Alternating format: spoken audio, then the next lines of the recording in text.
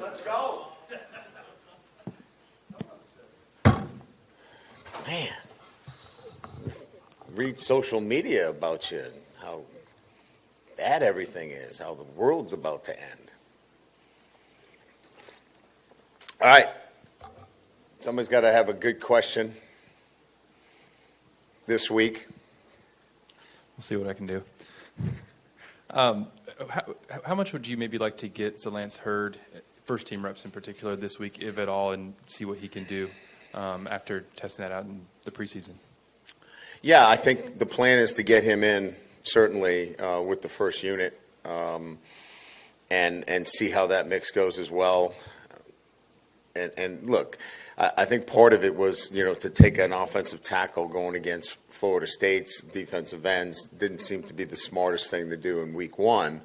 But, I think in week two, I think this is a good opportunity to get him in and give him an opportunity to play a little bit. So excited about getting a chance to see him play. Hey, Coach, would you like to play some more wide receivers this week? Chris Hilton, maybe Shelton Sampson, some of those guys? I think Chris has deserved the opportunity to play some more regardless. If we're playing, and Grambling is going to present a great challenge for us. I think Chris, and again, regardless of the competition, regardless of who we were playing, Chris is, he's put himself in a position in the way he's practiced to get more reps. So Chris is going to be in the mix and getting out there. He's shown enough to me in the way he's handled himself that he deserves to get in there. Sheldon's still learning. It's still a process with him, and he's getting there. And look, there's a lot of freshmen that travel for us and we took them on this the trip because we wanted them to get that experience. And a lot of these guys will get there, but they're still cooking. They're still in the oven. And I think we'd be a little early to take them out, but they're going to start popping and start playing this year for us, and he's certainly one of them. Hey, Coach, right here. Any injury report update for today? Yeah, Goodwin is upgraded to probable, and I think Anderson as well. Both of those guys are probable. Hey, Coach, up here. Yeah. Do you have any concerns about some of the hits Jaden took on Sunday? I think he needs to be a little bit more, smarter in the things that he does. We don't want him to be anybody else but Jaden. But I think he can be a little bit more prudent in some of the decisions he makes. But he's always run that way. So we're not going to change him too much. But trying to jump over the pile, I think we can tamp that down a little bit. Coach, over here.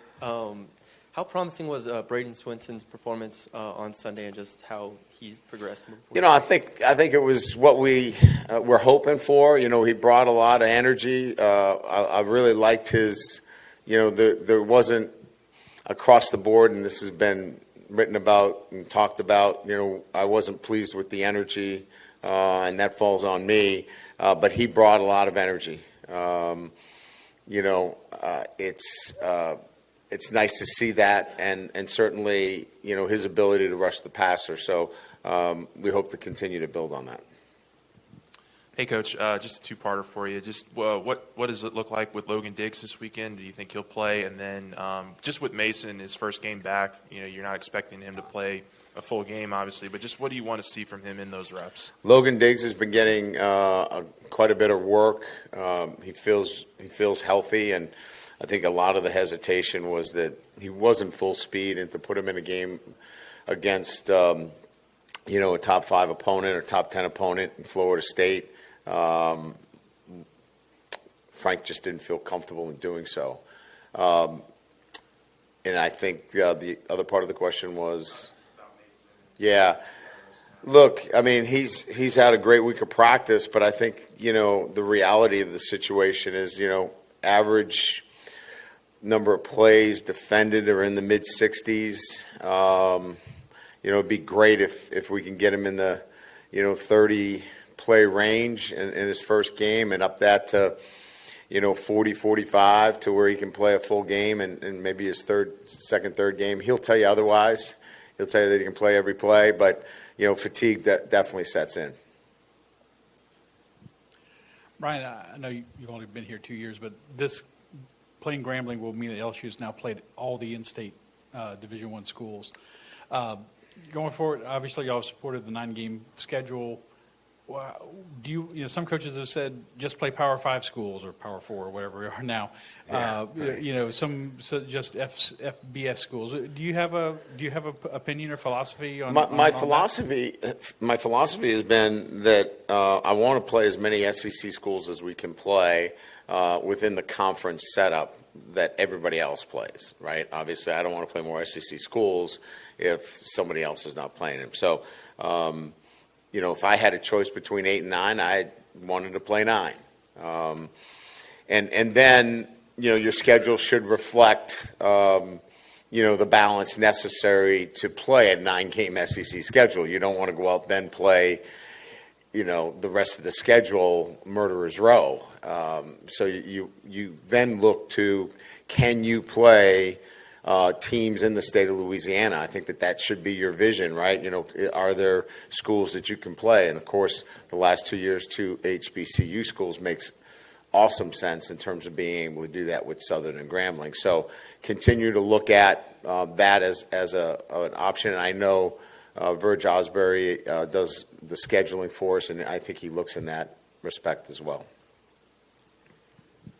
Brian, is Lance Hurd kind of like Emory Jones in the fact that you kind of brought him along a little slowly? Are they kind of comparable in terms of talent? And They're a little bit different in the sense that, Emory is a much more suited to probably play multiple positions when he moves on.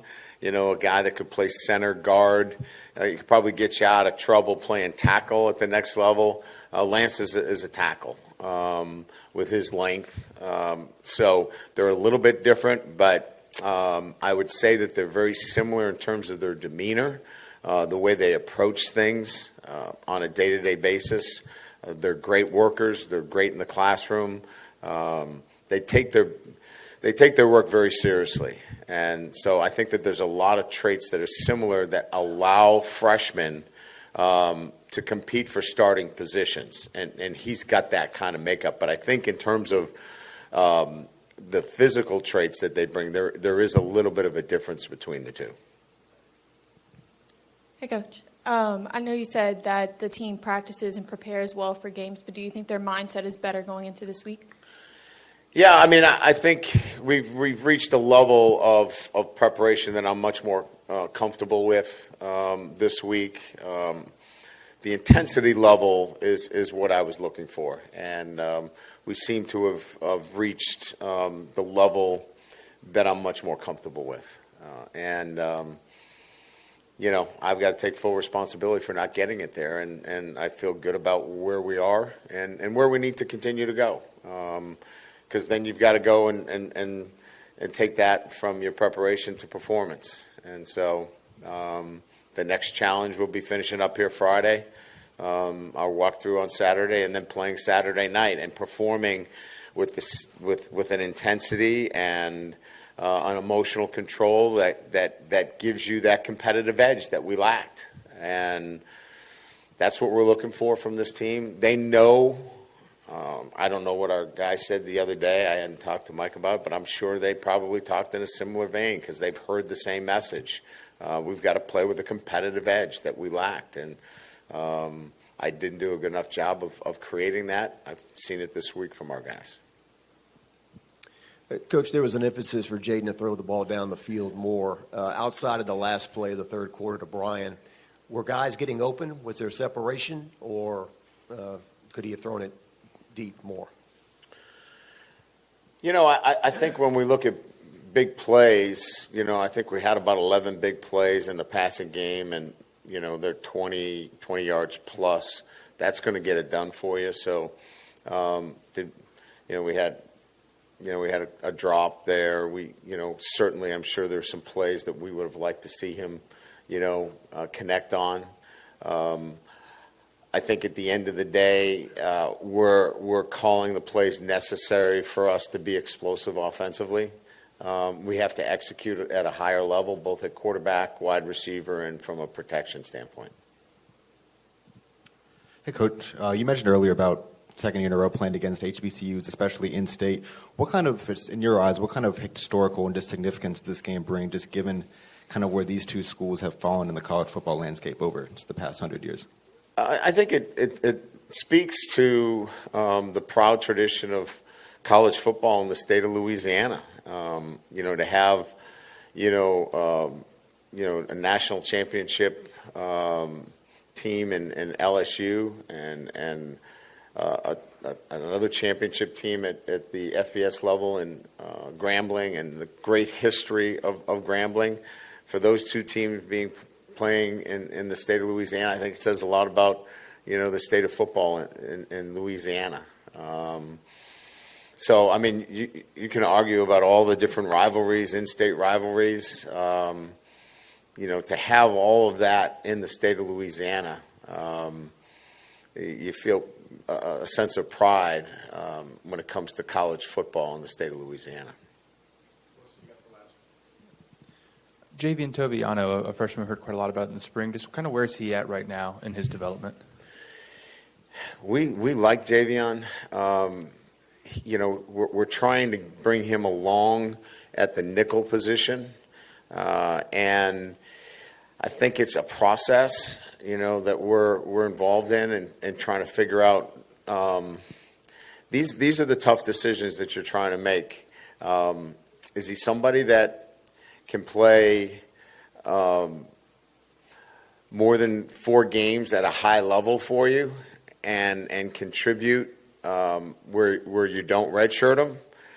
Or is it he's going to get right to that threshold and maybe a couple of special teams performances?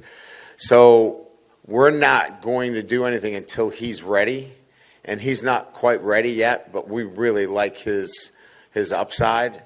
And when he's ready, we're going to play him. If there's, obviously 4 games less in the season, we're in good shape. The question will be if it's, like right now, we don't want to put him out there until he's absolutely ready to play. Good. Thank you.